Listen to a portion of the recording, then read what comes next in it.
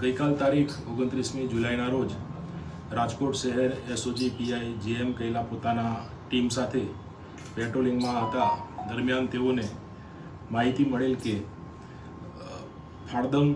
ગામે એક ઈસમ હર્ષદ ઉર્ફે કાનાભાઈ પ્રાગજીભાઈ ચોટલિયાનાનો બોગસ ડૉક્ટર તરીકે ડૉક્ટરી કરી રહેલ છે તેવી માહિતી મળતા તેઓની ટીમ સાથે ત્યાં પહોંચી ગયેલ અને તેઓને ત્યાં તપાસ કરતા આ સદરી ઈસમ મળી આવેલ અને જેની પૂછપરછ કરતાં તેની પાસે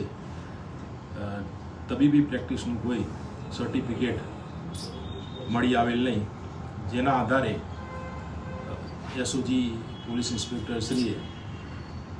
ફરિયાદ આપી કુવાડવા રોડ પોલીસ સ્ટેશનમાં ગુનો દાખલ કરાવી આગળની તપાસ કુવાડવા રોડ પોલીસ